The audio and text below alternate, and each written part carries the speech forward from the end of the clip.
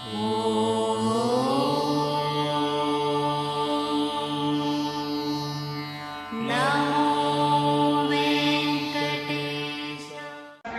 श्री राम। सदा शिव समारंभा शंकराचार्य मध्यमा अस्मदाचार्य पर्यन्तां वंदे गुरु परंपरा वंदे गुरु परंपरा। ओम श्री गुरुभ्यो नमः।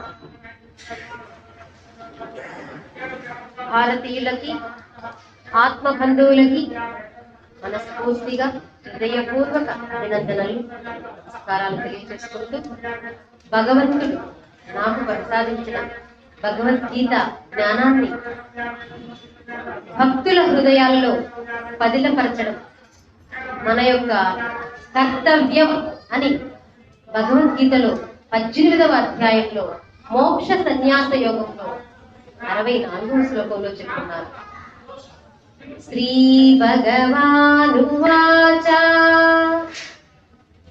య ఇమం పరమం గుహ్యం మద్భక్తేష్వభిధాస్యతి భక్తిం మయి పరాం కృత్వా మామే వైష్యత్య సంశయః అని శ్రీకృష్ణ పరమాత్ముడు చెప్తున్నాడు. ఈ పరమ గుహ్యమైనటువంటి గీతాశాస్త్రాన్ని ఎవరైతే నా భక్తుల్లో భక్తిమై పరాం కృత్వా నా భక్తుల హృదయాలలో ఎవరైతే నింపుతారో వాళ్ళు అసంశయ సందేహం లేకుండా మామే వైశ్యస్య నన్నే పొందుతారు అని అన్నారు. నన్నే పొందుతారు అంటే అర్థం ఏంటి? మరి ఇంతమంది ఇప్పుడు మీ గ్రూప్ లో ఎంతో మంది ఉన్నారు, భగవద్గీత సత్సంగం అని పెట్టుకున్నాం, కానీ ఈ వచనాలు వినే అవకాశం కొద్ది కొద్దిగా వచ్చింది. చూసారా, ఇదే భగవంతుని దీనికి పెట్టేదా రెడ్ గా ఇక్కడ పెట్టారు.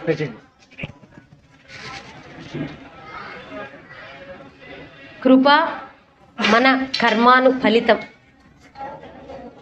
ఇంకొక విషయం చెప్పమంటారా? భగవద్గీతని సార్ చెప్పారు మీరు ఇక్కడ పారాయణం చేస్తున్నారు అని.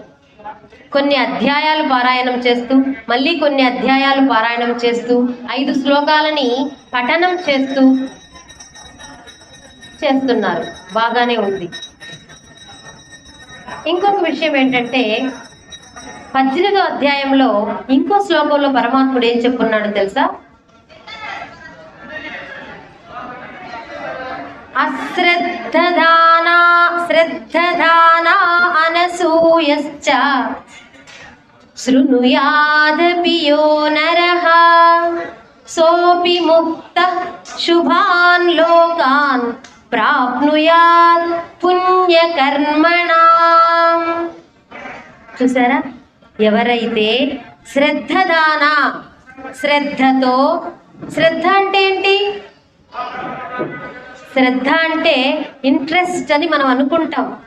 ఇంట్రెస్ట్ అనేది ఒక అర్థమైతే శ్రద్ధ అంటే 14 లోకాలు విశ్వమంతా వ్యాపించి ఉన్న అనంత జ్ఞాన చైతన్యాంశైన ఆ పరమాత్మ తత్వము, వేదాలు ఉపనిషత్తులు, ఆ వేదాల ఉపనిషత్తులని మనకు బోధించే జగద్గురు కృష్ణం వందే జగద్గురు, జగద్గురువులు, తదుపరి గురు పరంపరలు, వీటన్నింటి మీద ఎవరికైతే సంపూర్ణ విశ్వాసం కలిగి ఉంటారో అదే శ్రద్ధ. ఎవరైతే శ్రద్ధదాన అనసూయశ్చ, అనసూయ అంటే అసూయ లేనివాడు. అసూయ అంటే దోష దృష్టి. అసూయ అంటే ఏంటి? దోష. అనసూయ దోష దృష్టి లేనివాడు, శ్రద్ధ సంపూర్ణ విశ్వాసం కలిగిన వాడు. శృణుయాదపి యో నరః, కనీసం భగవద్గీత శ్లోకాల పఠనం వింటే చాలట. శృణుయాదపి యో నరః సోపి ముక్తః శుభాన్ లోకాన్ ప్రాప్నుయాత్ పుణ్యకర్మణాం. అలా వింటేనట మనం ముక్తులమవుతామట. శుభాన్ లోకాన్, పుణ్యకర్మలకి ఊర్ధ్వలోకాలకి సద్గతి ప్రాప్తిస్తుందట. మనం అనుకుంటాం భగవద్గీత చదివితేనే అనిగా, జస్ట్ విన్నా. ఆ వినేటప్పుడు మనకు ఉండాల్సింది శ్రద్ధ, అనసూయ. చెప్పాడులేవయ్యా ఏదో చెప్తున్నా, అవన్నీ ఈ కలియుగంలో ఏడ సాధ్యమవుతాయి అని కాకుండా సంపూర్ణ విశ్వాసంతో ఎవరైతే వింటారో శుభాన్ లోకాన్, మీకు తెలుసా ఊర్ధ్వలోకాలు మొత్తం 14 లోకాలు ఉన్నాయి. 14 లోకాలలో మనం ఏ లోకంలో ఉన్నాం? భూలోకంలో ఉన్నాం. మనకు కింద అధః లోకాలు ఉన్నాయి, పైన ఊర్ధ్వలోకాలు ఉన్నాయి. ఊర్ధ్వలోకాలేంటి?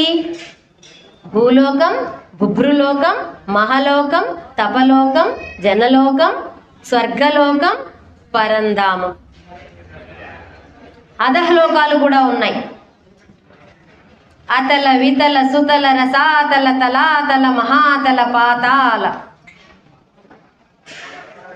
ఓ భారతీయుడా, ఓ విశ్వసించిన గీతాప్రియుడా, మరి నీకు ఈ మానవ జన్మని, మానవ జన్మ అంటే ఏంటి? అతి దుర్లభమైన జన్మ, అతి దుర్లభమైనటువంటి జన్మ. ఇది అంత సాదాసీదీగా లభించేది కాదు. ఇది ఒక అద్భుత వరం. ఎందుకు ఇస్తారయ్యా మనకి మానవ జన్మ అంటే 83,99,99,999 జన్మల పిదపట మనకి ఈ మానవ జన్మ లభిస్తుందట. మనం అలా శ్రేణి పరంపర కొనసాగుతూ ఉత్తమంగా ఎన్నో క్రిములు, కీటకాలు, పక్షులు, జంతువులు ఇవన్నీ ఉత్తమ శ్రేణిని పొందుతూ లభించిన ఈ అద్భుత వరం మానవ జన్మ. ఏంటి దీని లక్ష్యం? ఎందుకు లభించింది మానవ జన్మ తెలుసా మీకు? నువ్వు ఎక్కడి నుంచి వచ్చావో అక్కడికి చేరుకో ఓ మానవా. ఎక్కడి నుంచి వచ్చావు తెలుసా మీకు? మమైవాంసో జీవలోకే జీవభూతః సనాతనః. పరమాత్ముని అంశ, నా అంశ మీ అందరిలో, సర్వభూతః ప్రాణులందరిలో కొలువై ఉంది అన్నాడు ఆ పరమాత్ముడు. దేహినోస్మిన్ యదా దేహే పురుషః పరః. ప్రతి దేహంలో నేను దేహిలాగా ఉన్నాను. ఇది దేహం అండి. దీనిలో ఒక ఆత్మ ఉంది, అది ఏ దేహి అనబడుతుంది. ఆ ఆత్మ ఎవరిది, ఎక్కడి నుంచి వచ్చింది అంటే డైరెక్ట్ పరమాత్మ నుంచి వచ్చింది. పరమాత్ముని అంశ ఉంది మనలో, అది ఏ ఆత్మ. అది లేకపోతే ఈ మనుగడే లేదు. అవ్యక్తాదీని భూతాని వ్యక్తమధ్యాని భారత, అవ్యక్త నిధనాన్యేవ తత్రకా పరిదేవన అని అన్నారు 8వ అధ్యాయంలో. అంటే నీ ఆత్మ ఇప్పుడు వ్యక్త రూపంలో ఉంది. నీ శరీరంలో వ్యక్త రూపం, నీ ఆత్మకు ఒక వ్యక్తం కనపడుతూ ఉంది. ఒక దేహం ప్రసాదించాడు పరమాత్ముడు. ఇది ఇంతకు ముందు అవ్యక్తం, ఎప్పటి నుంచో వస్తూ ఉంది. ఇప్పుడు వ్యక్త రూపంలో ఉంది. ఇంతటితో అయిపోతుందా? నువ్వు చేసిన కర్మానుసారం మళ్ళీ ఇంకొక వ్యక్తాన్ని పొందుతుంది. ఆ వ్యక్తాన్ని పొందడం అనేది నీ కర్మల మీద ఆధారపడి ఉంది. ఇప్పుడు నీ జన్మకి కారణం ఏమనుకుంటున్నారు? ఎందుకు అతను అలా ఉన్నాడు, నేను ఇలా ఉన్నాను, వాళ్ళు ఆ స్థితిలో ఉన్నారు, అతను పురోహితుడుగా ఉన్నాడు, ఈయన కలెక్టర్ అయ్యాడు, ఆయన సీఎం అయ్యాడు, ఏంటి స్థితిగతుల్లో తారతమ్య భేదాలు? ఎవరు దీనికి కారణం? ఎవరండి? నీ జన్మకు కారణం నువ్వు చేసిన కర్మలే. మన కర్మలే మన జన్మలు. మన జన్మకి ఎవ్వరు కారకులు కాదు. కర్మలు ఉండబట్టే ఈ జన్మ తీసుకున్నాం. ఎందుకు ఈ జన్మ లభించింది? కర్మలను కరిగించుకో, వాసనలు తెచ్చుకున్న వాసనలను కరిగించుకో, జన్మని ధన్యం చేసుకో. నీ జీవన గమనం సునాయాసనంగా ఉండాలి, సంపూర్ణ ఆనందంతో ఉండాలి. సంపూర్ణ ఆయుష్ ప్రతి ఒక్కరికి ఉంది.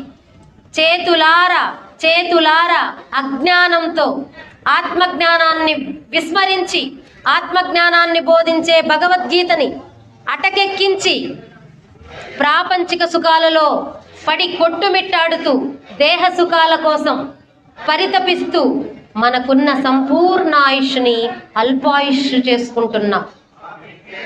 అది చెప్పేదే, అది బోధించేదే ఆత్మజ్ఞానం. ఆ ఆత్మజ్ఞానాన్ని సంపూర్ణంగా తెలియచేసేదే ఏం గ్రంథం అండి? భగవద్గీత గ్రంథం. ఇది ద్వాపర యుగానంతరం కలియుగం ఆరంభంలో శ్రీకృష్ణ పరమాత్ముడు కలియుగ ప్రజలను ఉద్దేశించి కలి మాయలో పడిపోతారేమో అనే సదుద్దేశంతో ధర్మ సంస్థాపన కోసం అర్జునుడిని కేవలం నెపంగా తీసుకుని బోధించినటువంటి భగవద్గీత ఏకంగా నారాయణేన స్వయం. ఎవరు చెప్పారండి ఇది? నారాయణుడే స్వయంగా శ్రీకృష్ణావతారంలో వచ్చి అర్జునుడిని రిప్రజెంటేటివ్గా తీసుకున్నాడు. ఎవరికి రిప్రజెంటేటివ్? కలియుగంలోని మానవాళికి రిప్రజెంటేటివ్ అర్జునుడు. అర్థమవుతుందా? ఇది మన కోసం చెప్పిన గ్రంథం, కానీ మనం కలి మాయలో పడి దీన్ని అటక ఎక్కించి కూర్చొని ఉన్నాం. ఇంకొక విషయం చెప్తున్నాను గీతా ప్రియులారా, ఇది పారాయణ గ్రంథం కానే కాదు. నేను కూడా నా జీవితంలో మధ్యలో నేర్చుకున్నాను. అప్పటి వరకు కూడా నేను అజ్ఞానంలోనే ఉన్నాను. ఇంగ్లీష్ ప్రొఫెసర్గా ఇదే జీవితం, ఇంతే అని ఒక అహంకారంతో నేను ఇంగ్లీష్ ప్రొఫెసర్, నేను MA MED చాల్ నా జీవితం అని అనుకున్నాను. మానసిక స్థైర్యం లేదు, ఆత్మ బలం లేదు, జీవన భృతి మాత్రమే ఉంది. తదుపరి నా జీవితంలోకి ఎంటర్ అయిందే భగవంతుని ప్రియురాల్ని కాబట్టి, భగవంతునికి అదిగో సకామ భక్తులు చూడండి, అలాంటి భక్తురాల్ని నేను కూడా. ఆ భక్తి నుంచి అనన్య భక్తికి ఎదగడానికి పరమాత్ముడు నా జీవితంలోకి ఇచ్చిన అద్భుత వరం భగవద్గీత. ఇది మా గురువు గారు పూజ్యనీయులు శ్రీమాన్ గీతా ప్రబోధక్ శ్రీ శ్రీ శ్రీ షేక్ నజీర్ బాషా గురూజీ గారు, భిక్షమయ్య గురూజీ గారి ప్రియశిష్యుడైన ఆ గురువు గారి దగ్గర నెల్లూరులో నేను అభ్యసించాను. అభ్యసించిన నాటి నుండి వారానికి ఒక అధ్యాయం చొప్పున కంఠతా నేర్చుకున్నాను. 300 వారానికి ఒక అధ్యాయం చొప్పున 18 అధ్యాయాలని మొత్తం సంపూర్ణ కంఠస్థ పారాయణం గావించి దాని భావాన్ని తెలుసుకుని నేను పొందిన జ్ఞానాన్ని, ఆనందాన్ని, ద్వంద్వాలకి ఎలా అతీతంగా ఎదగాలి, జీవితాన్ని ఎలా సుఖప్రదం చేసుకోవాలి, జీవిత గమ్యం ఎలా చేరాలి, అసలు నేనెవరు, స్వస్వరూప అధ్యయనం, నాకేంటి స్థితి, నాకేంటి, ఎందుకు ఇది, ఎవరు కారణం, ఏం చేస్తే ఇది ఇంకా ఉత్తమ శ్రేణికి వెళ్తుంది, ఇలాంటి జ్ఞానాన్ని తెలుసుకుని మరి 18వ అధ్యాయంలో ఆ శ్లోకం ప్రకారం మా గురువు గారు చేసే నిష్కామంగా అందరికీ బోధిస్తూ భగవద్గీతను ఎందుకు బోధిస్తున్నారయ్యా అంటే, యయిమం పరమం గుహ్యం మద్భక్తేష్వభిదాస్యతి. నా భక్తుల హృదయాల్లో ఎవరైతే నిలుపుతారో భక్తిం మయి పరాంకృత్వా మామే వైశ్యస్య సంశయం, నన్నే పొందుతారు అన్న ఒక సత్సంకల్పంతో ఈ జ్ఞానాన్ని ఇలా పంచుతూ తిరుగుతూ ఉన్నాను. ఏముందమ్మా అంతలావునందులో అంటారేమో. నీ జన్మలో నువ్వు ఎలా జీవనం కొనసాగించాలి, ముందు నీ స్థితిని నువ్వు అంగీకరించాలి. సంపూర్ణంగా నీ జన్మని నువ్వు అంగీకరించాలి. నువ్వు ఎన్ని కర్మలు, ఎన్ని వాసనలు తెచ్చుకున్నావో వాటిని కరిగించుకోవాలి అంటే కర్మయోగం తెలియాలి, నిష్కామ కర్మయోగం తెలియాలి. నీకున్న బాధ్యతలని యథావిధిగా శిరస మనస వాచ కర్మన నీ స్థితిని, నీ బాల్య స్థితి అయితేనేమి, వివాహ స్థితి అయితేనేమి, ఏ స్థితి నీకు ప్రసాదించినా ఇది భగవంతుని ప్రసాదం. ఈ జన్మే భగవంతుని ప్రసాదం. నీకొచ్చిన అవకాశాన్ని భగవంతుడిచ్చిన వరం. ఈ అవకాశాన్ని నేను భగవంతుని చేతిలో పనిముట్టుని శరణాగతి తత్వంతో నువ్వు కర్మలు చేసుకుంటూ పోతే. కర్మణ్యేవాధికారస్తే మా ఫలేషు కదాచన మా కర్మ ఫలహేతుర్భూ మా తే సంగోస్త్వకర్మణి. ఎవరైతే కర్మ ఫలితాలను ఆశించకుండా కర్మలు చేయుట ఎందే నీ హక్కు కలదు అన్న భావంతో చేస్తారో ఆ కర్మలు నిష్కామ కర్మలవుతాయి. ఆ కర్మల ఫలితాలని ఆశించనప్పుడు అద్భుతమైనటువంటి వరాలు, అద్భుతమైనటువంటి ఫలితం దక్కుతుంది. అలా చేసుకుంటూ పోతే ఫలితం ఏంటో తెలుసా? నీ వాసనలు కరిగి నీ జీవన యానంలో ఉన్న అడ్డంకులు తొలగుతాయి. ఏంటా అడ్డంకులు? మన జీవితం సాఫీగా ఉంటుందా? ఏమేమి ఎదురవుతాయి? మనకి ద్వంద్వాలు ఎదురవుతాయి. ద్వంద్వాలు ఉండవా జీవితంలో? ఏంటి ద్వంద్వాలంటే? ద్వంద్వాలంటే సుఖం దుఃఖం, భయం అభయం, మానం అభిమానం, నింద స్తుతి, ఇవన్నీ మనకు వస్తూ ఉంటాయి. మరి వీటిల్ని ఎలా ఎలా ఎలా అధిగమించాలి? దుఃఖేష్వనుద్విగ్నమనాః సుఖేషు విగత స్పృహః వీతరాగ భయక్రోధః స్థితధీర్ మునిరుచ్యతే. దుఃఖాలకి కృంగిపోనివారు, సుఖాలకి పొంగిపోనివాడు, స్థిత ప్రజ్ఞస్థ స్థితిలో ఎవరైతే ఉంటారో వారు ద్వంద్వాలకి అతీతంగా ఎదుగుతారు. నిత్యానందులు. ఎవరండి వాళ్ళు? నిత్యానందులు. ఎలా మేడం దుఃఖాన్ని ఎలా మనం తట్టుకోగలం? దుఃఖానికి కారణం ఏంటి? వేరే ఇతరులు బాధ పెట్టారా? ఇతరుల ప్రవర్తన నిన్ను దుఃఖానికి గురి చేసిందా? గీతా జ్ఞానం ఉన్నప్పుడు ఏమవుతుందంటే అతడు అలా ప్రవర్తించి నిన్ను బాధ పెట్టడానికి కారణం అతడిలో ఉండే గుణాలు అని తెలియచేసింది గుణత్రయ విభాగ యోగం. ప్రకృతేర్ గుణ సమ్మూఢాః సజ్జంతే గుణకర్మసు. వాడిలో ఉండే గుణాలు వాడి చేత అలా ఆటలాడిస్తున్నాయి. మన ప్రకృతి ఉందే, మన స్వభావం.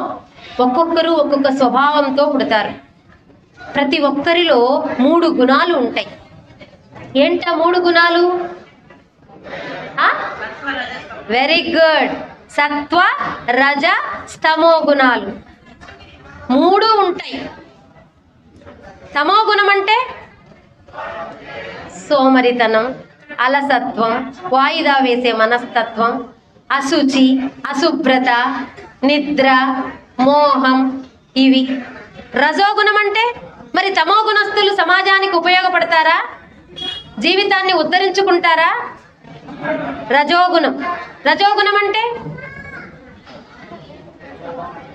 కోపం, ఉద్రేకం, అహంకారం, నేను చెప్పిందే కరెక్ట్, నేను పట్టిన కుందేలుకి 3 కాళ్ళు అని వాదించే మొండితనం, మొండి పట్టుదల,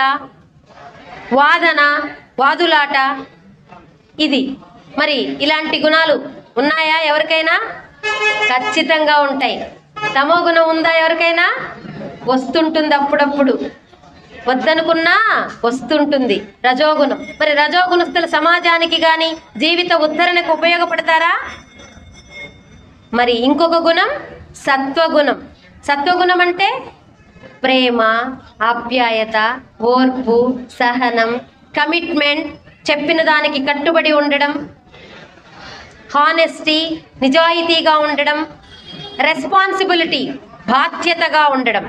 దేని పట్ల బాధ్యతగా ఉండనవసరం లేదు.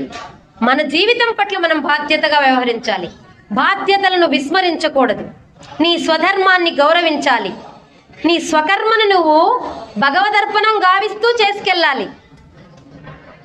ఇలా గుణాలతో ఉన్నప్పుడు ఎదుటి వ్యక్తి రజోగుణంతో ప్రవర్తించినప్పుడు నీవు దానికి బాధపడ్డం, మళ్ళీ నీవు రజోగుణంతో ప్రవర్తించడం ఎంతటి అజ్ఞానం, ఎంతటి అవివేకం. ఈ జ్ఞానం లేక కదా ఆ పని చేశాం మనం.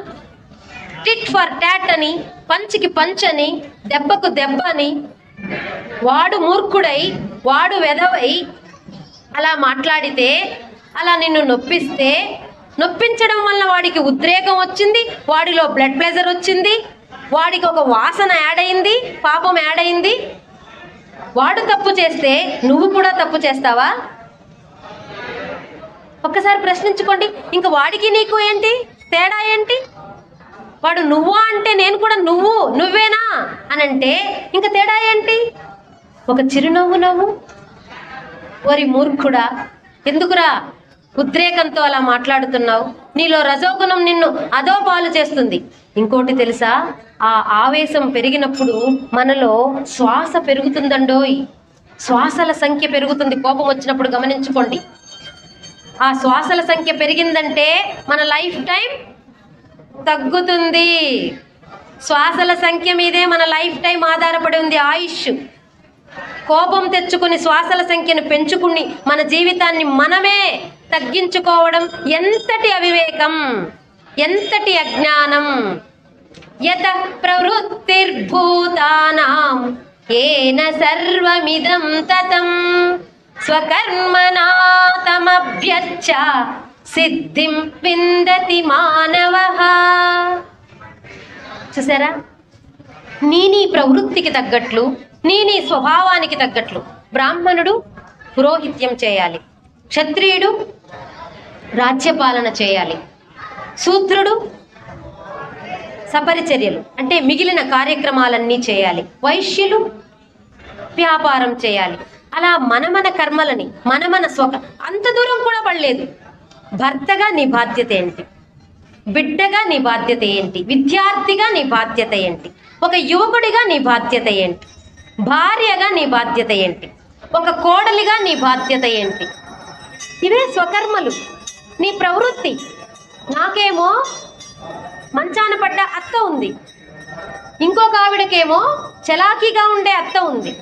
అది ఆవిడ ప్రవృత్తి, ఆవిడ కర్మ. నా కర్మ ఇది. నేను దీన్ని ఏం చేయాలి? అంగీకరించాలి. అరే, వాళ్ళ అత్తలాగా నువ్వేమీ చేయట్లేదే, నీకు పొద్దుల సేవలు చేయడానికి సరిపోతుందే అని నేను పోల్చుకుంటే నా స్వకర్మని నేనేం చేసినట్లు? తప్పించుకున్నట్లు. నా బాధ్యత, నాకు ఇచ్చిన బాధ్యతకి అర్థం ఏంటో తెలుసా? నా కర్మ వాసన తగ్గుతుంది. నేను నాకున్న పరిస్థితిని అంగీకరించి ఆవిడికి సేవలు చేసి నా బాధ్యత, నా స్వకర్మని నిర్వహించుకుంటే వచ్చే లాభం ఏంటో తెలుసా? నేను తెచ్చుకున్న మూట కరుగుతుంది. నా జీవితంలో సునాయాసనంగా. ఇప్పుడు లగేజ్ ఉందండి, మనం లగేజ్తో వచ్చాం. వాసనలు, ఏం వాసనలు అవి? సంచిత కర్మల మూట కట్టుకొని వచ్చాం. ఆ సంచిత కర్మలే మనల్ని నడిపిస్తున్నాయి. అనారోగ్యాలైతేనేమి, ఆటంకాలైతేనేమి, విజయాలైతేనేమి, ప్రతి స్థితి మన వాసనలే. మరి ఆ వాసనల్ని కరిగించుకుంటారా, పెంచుకుంటారా? లగేజ్ అది మనకి. మీరు ప్రయాణం చేస్తున్నారు, లగేజ్ ఎక్కువ ఉంటే ప్రయాణం సుఖంగా ఉంటుందా? లగేజ్ తక్కువ ఉంటే ప్రయాణం సుఖంగా ఉంటుందా? చెప్పాలి. లెస్ లగేజ్ మోర్ కంఫర్ట్ కదా. మరి నీ ప్రయాణం, ఈ ప్రయాణం ఉందే, సంసార సాగరాన్ని ఇదే ప్రయాణం. ఇది ఈ ప్రయాణంలో నువ్వు తెచ్చుకున్న సంచిత కర్మలని కరిగించుకోవాలన్నా పడలేదా? కరిగించుకోవడానికి వచ్చే అవకాశాలే ఇవన్నీ మన జన్మలో మనకు కలిగే అవకాశాలు. నీ భర్త, నీ బిడ్డ, నీ స్థితి, నీ యొక్క అత్త, మామ, ఎవ్రీథింగ్. అది ఎకనామికల్గా కాదు, సైకలాజికల్గా కాదు, స్థితిగతులు కాదు, రూపం కాదు, ఏదైనా సరే నీ వాసనలే. నువ్వు దాన్ని అంగీకరిస్తే యత ప్రవృత్తిర్భూతానాం ఏన సర్వమిదం తతం స్వకర్మణా తమభ్యర్చ్య సిద్ధిం విందతి మానవః. ఆ మానవుడు వాసనలు కరిగే కొద్దీ ఏమవుతుంది? సిద్ధిని పొందుతాడు. మోక్షం అనేది ఎప్పుడో పొందేది కాదు. మోక్షం అనేది ఇహలోకంలోనే పొందాలి, ఇహలోకంలోనే సాధించాలి. అంత అత్యున్నతమైనది ఈ మానవ జన్మ. ఇహలోకంలో సాధించాలంటే ప్రమాణం ఏంటి? ఒక శాస్త్రం. తస్మాత్ శాస్త్రం ప్రమాణంతే కార్యాకార్య వ్యవస్థితం జ్ఞాత్వా శాస్త్ర విధానోక్తం కర్మ కర్తు మిహార్హసి. ఒక శాస్త్రం ఉంది మనకి. గీతా శాస్త్రం ఇది అనుష్ఠానం చేయాలి. ఇది పారాయణ గ్రంథం కాదు. శ్లోకాన్ని నేర్చుకోవడం, శ్లోక భావం తెలుసుకోవడం, దాన్ని జీవితంలో అనుష్ఠానం చేసుకోవడం. అలా చేసి చూడు, నీ కర్మలు ఎందుకు కరగవు. పిల్లాడికి ఊహ వచ్చినప్పటి నుంచి గణిత శాస్త్రం, సామాజిక శాస్త్రంతో పాటు గీతా శాస్త్రం నేర్పించి చూడండి. వాడు యుక్త వయస్కుడు వచ్చేసరికి వాడి కర్మలన్నీ కరిగిపోయి జీవితం ఆనందంగా సాగుతుంది. నిజమైన సంతోషి ఎవరంటే గీతా జ్ఞాని. వాడు ద్వంద్వాలకు అతీతంగా ఎదిగాడు, గుణాలకు అతీతంగా ఎదిగాడు, సత్వ రజో తమో గుణాలను కూడా అధిగమించాడు. ప్రేమ, కరుణ ఇంకెందుకు రాదు. ఉన్నత స్థితి, ఉన్నత గతి ఇహలోకంలో పొందుతాం, పరలోకంలో కూడా పొందుతాం. ఎప్పుడండి? గీతా శాస్త్రాన్ని అనుష్ఠానం చేస్తే. నేను చెప్పే వచనాలన్నీ కూడా గీతా శాస్త్రంలో శ్రీకృష్ణ పరమాత్ముడు జీవితాన్ని ఉద్ధరించుకోవడం కోసం చెప్పిన వచనమే. అందుకే ఇది ప్రవచనం అయింది. ప్రవచనం 10 మందికి చెబుతూ మనం పాటిస్తూ మన జీవితాన్ని ఉద్ధరించుకోవాలి. అందులో భాగంగానే మేము ఈ గీతా శాస్త్రాన్ని పిల్లలకి గీతా వైభవ్ ట్రస్ట్ అని నెల్లూరులో మా గురువు గారు పెట్టున్నారు. అందులో నేను జనరల్ సెక్రటరీగా ఎందుకు ఎంపిక చేశారంటే ఈ శాస్త్ర తత్వ రహస్యాన్ని పట్టుకున్నాను. ఈ రహస్యాన్ని భక్తుల హృదయాల్లో పంచుతూ తిరుగుతున్నాను.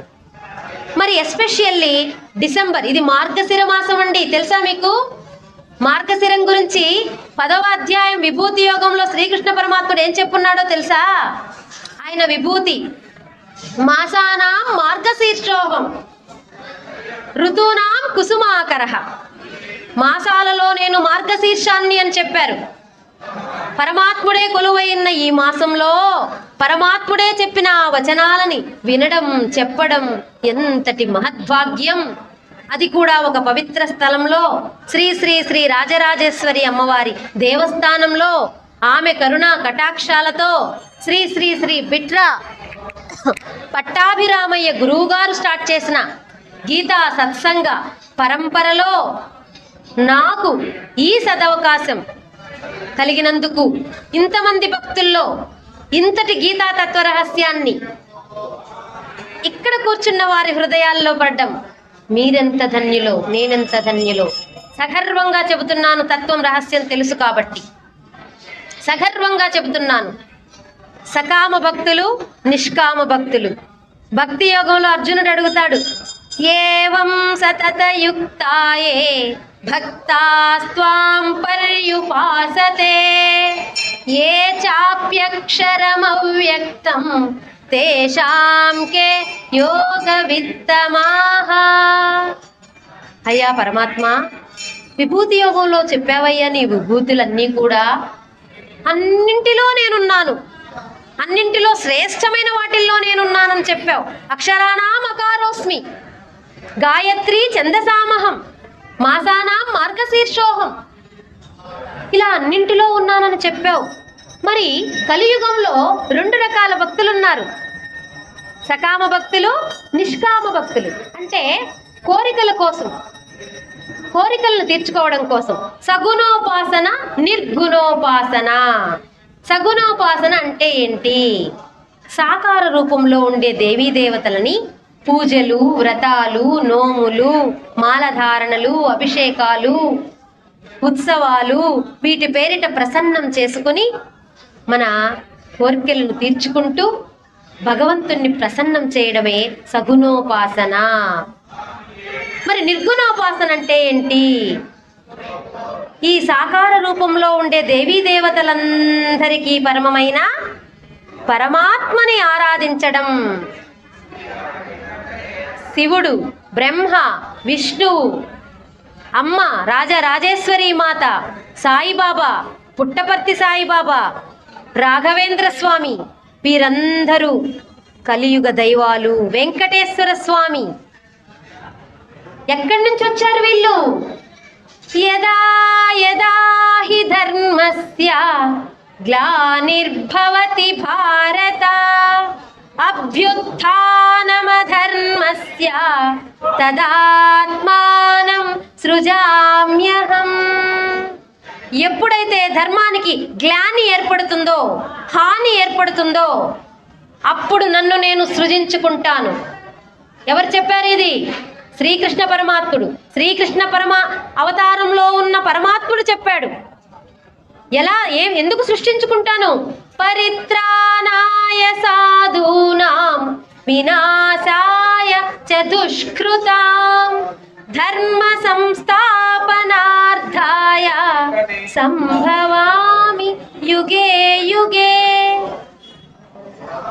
ప్రతి యుగంలో నన్ను నేను సృజించుకుంటాను. పరిత్రాణాయ సాధూనాం, ఎవరిని పరిరక్షించుకోవడం కోసం? సాధువులని, ధర్మానికి మారుపేరైన సాధువులని. సాధువులంటే సన్యాసులు కాదండోయ్, సత్ప్రవర్తన కలిగిన, సద్బుద్ధి కలిగినటువంటి, సత్సంగాలలో పాల్గొనే సత్పురుషులను పరిరక్షించుకొనుటకై యుగ యుగంలో నన్ను నేను సృజించుకుంటాను. అలా సృజించుకున్న అవతారాలే కలియుగంలో వాడవాడ వీధి వీధిన వెలసిన ఈ దేవి దేవతామూర్తులు. వీరిని సగుణోపాసన చేసే భక్తులు గొప్పవారా, ఏకంగా అవ్యక్త రూపంలో ఉన్న పరంధామాన్ని చేరడానికి ప్రయత్నించే నిర్గుణోపాసన వారు గొప్పవారా అని అడిగాడు. ఎవరు? అర్జునులు. మరి పరమాత్మ ఎటువంటి వాడో తెలుసా మీకు? సాకార రూపంలో ఉండేవాళ్ళు దేవీ దేవతలైతే పరమాత్ముడు అవ్యక్తుడు. అవ్యక్తుడంటే రూపం లేనివాడు, అవ్యయుడు, నాశరహితుడు, అంటే సనాతనుడు. ఆది మధ్య అంతం ఏది ఉండదు ఆయనకి, ఎప్పుడూ ఉంటాడు, అంతటా ఉంటాడు, అందరిలో ఉన్నాడు. మమైవాంసో జీవలోక అంటే అర్థం ఏంటి? మనందరిలో ఆత్మలాగా కొలువై ఉన్నాడు. సర్వతః పాణిపాదం తత్ సర్వతోక్షి శిరోముఖం సర్వతః శృతిమల్లోకే సర్వమావృత్య తిష్టతి. ఇక్కడ ఉన్నాడు. ఇప్పుడు మన మాటలు వినట్లేదా? ఇక్కడ ఇది గుడి కాదు, ఇంట్లో కూడా ఉన్నాడు. సర్వతః పాణిపాదం సర్వమిదం తత్, ఇందు గలడందు లేడని సందేహము వలదు. ఎందెందు వెతికినా అందందే కలడు ఆ పరమాత్ముడు. మరి అందరిలో ఉంటూ అంతటా ఉన్న ఆ పరమాత్ముడికి శరణు చొచ్చుతూ ఆ పరమాత్మనే పొందే నిర్గుణోపాసన గొప్పదా అని అడిగితే చమత్కారుడు జగద్గురు శ్రీకృష్ణ పరమాత్ముడు ఏం చెప్పాడో తెలుసా? ఇద్దరూ గొప్పే అర్జున. ఏ త్వక్షరమనిర్దేశ్యం అవ్యక్తం పర్యుపాసతే ఏ చాప్యక్షరమవ్యక్తం తేషాం కే యోగవిత్తమాః అని చెప్పాడు. సర్వత్ర గమచింత్యం చ కూటస్థమచలం ధ్రువం సంనియమ్యేంద్రియగ్రామం సర్వత్ర సమబుద్ధయః అని భక్తి యోగంలో చెప్పున్నాడు. సగుణోపాసన గొప్పదే. సగుణోపాసన నుండి నిర్గుణోపాసనకి ఎదగాలి. మనలో ఉండే కొర భక్తి ఎలా మారాలి? అనన్య భక్తిగా మారాలి. అనన్య భక్తిగా మయ్యావేశ్య మనోయేమా నిత్యయుక్తాముపాసతే. ఎవరైతే దృఢంగా నన్నే, నాయందే చిత్తాన్ని పెట్టి నన్నే ఆశ్రయిస్తారో, నన్నే నిత్యం పూజిస్తారో వారే నన్ను పొందుతారు. సర్వత్ర గమచింత్యంచ కూటస్థమచలం ధ్రువం. నీ భక్తి ఎలా ఉండాలి? దృఢమైనదిగా ఉండాలి, చంచలమైనదిగా ఉండకూడదు. అవ్యభిచారిణి భక్తిని కలిగి ఉండాలి. ఎవరి పట్ల? పరమాత్ముని పట్ల. వీళ్ళని పూజించు, కొలువు, ప్రస్తుతించు, సహస్రనామాలు చేయి, కానీ నీ లక్ష్యం పరంధామానికి చేరాలి. ఆ విధంగా నీ యొక్క అనుష్ఠానం జరగాలి. ఆ అనుష్ఠానానికే ఈ యోగాలు. 3వ అధ్యాయం కర్మయోగం, 4వ అధ్యాయం జ్ఞానకర్మ సన్యాస యోగం, ఆత్మ సంయమ యోగం, 6వ అధ్యాయం. ఎందుకయ్యా ఆత్మ సంయోగం చేయాలి అంటే నీలో ఉండే అరిషడ్ వర్గాలని పారద్రోలడానికి, నీలో ఉండే ఆత్మని ఉద్ధరించుకోవడానికి. ఆత్మ సంయమ యోగం జరగాలంటాడు పరమాత్ముడు. మరి అంత ఈజీయా? అంటే ఈజీ. ఎప్పుడు ఈజీ ఇది? దయచేసి ఇక్కడ వినాలి భక్తులు, గీతాప్రియులు, గీతాప్రియులు. అక్కడ పూజలు జరుగుతున్నాయి, అక్కడ పూజలు, వాళ్ళు భక్తులే, మనము భక్తులమే. ఇది ఒక పరీక్ష నాకు. ఇదే మొట్టమొదటిగా ఇలాంటి సత్సంగం చేయడం. నేను నా సత్సంగంలో ఫుల్ కాన్సన్ట్రేషన్ ఎప్పుడూ కూడా నేను క్యాచ్ చేస్తాను, అది నాకు ఉంది భగవంతుడిచ్చిన. కానీ ఇక్కడ ఏం జరుగుతుందంటే అమ్మవారు నాకు ఒక పరీక్ష పెట్టారు. అక్కడ అమ్మవారి భక్తులు, స్వామి శివయ్య స్వామి భక్తులు, అయ్యప్ప స్వాములు, మీ దృష్టి అటు వెళుతుంది. మరి మీకు నేనేదో జ్ఞానాన్ని అందించడానికి వచ్చాను కాబట్టి దయచేసి వినడానికే ప్రయత్నించండి. అర్థమవుతుందా నేను చెప్పేది? మీ స్థాయికి నా భాష అందుతుందా? సో ఇప్పుడు ఆత్మ సంయమ యోగం చేసుకోవాలి అన్నాను. ఎందుకు చేసుకోవాలి? ఉద్ధరేదాత్మనాత్మానాం ఆత్మానాం అవసాదయేత్. ఆత్మైవ హ్యాత్మనో బంధుః ఆత్మైవ రిపురాత్మనః. నిన్ను ఉద్ధరించుకోవాలన్న కారణం నువ్వే. నీ ఆత్మ ఉద్ధరణకి నీవే కారణం. నీవు ఉద్ధరించుకున్నావా, నీ ఆత్మ నీకు బంధువు అవుతుంది. అధోగతి పాలు చేసుకున్నావా, ప్రాపంచిక విషయాల్లో దేహ సుఖాలలో పడి నీ ఆత్మ నీకు శత్రువు అవుతుంది. నెక్స్ట్ నీ జన్మ ఎలా ఉంటుంది? అధోగతి పాలవుతుంది. ఊర్ధ్వలోకాలు రావు, అధలోకాలకు వెళతావు, నీచమైన జన్మలు పొందుతావు. సరికదా? ఈ జన్మలోనే అల్పాయుష్యులు, అనర్థాలు, గండాలు, జన్మ జీవన ప్రయాణంలో ఆటంకాలు, అడ్డంకులు. ఇది కాదు భగవద్గీత. మానవ జన్మ ఎలా ఉండాలంటాడు భగవంతుడు? సంపూర్ణ ఆనందంతో, సంపూర్ణ ఆయుష్తో, సంపూర్ణ ఆరోగ్యంతో కొనసాగాలి అంటుంది భగవద్గీత. సో ఈ భగవద్గీతలో నేను ఇప్పుడు మీకు ఒక చిన్న టాపిక్ చెప్తాను. మనకున్న ఈ సమయాన్ని ఉపయోగపడేదానికే వినియోగించుకుందాం. ఓకేనా? ధ్యానం, ఆత్మ సంయమ యోగంలో ధ్యానం చేయాలి అని చెప్తాను. 5వ అధ్యాయంలో కర్మయోగంలో కూడా 24వ శ్లోకంలో స్పర్శాన్ కృత్వా బహిర్బాహ్యాన్ చక్షుశ్చైవాంతరే భ్రువోః ప్రాణాపానౌ సమౌ కృత్వా నాసాభ్యాంతరచారిణౌ. ఓ గీతాప్రియులారా, ఉదయం లేచినప్పటి నుంచి రాత్రి పడుకునేంత వరకు ప్రపంచంలోకి నీ పంచ జ్ఞానేంద్రియాలు గుర్రాల్లాగా పరుగులు తీస్తూ ఉంటాయి. అవునా కాదా? పంచ జ్ఞానేంద్రియాలంటే ఏంటండి?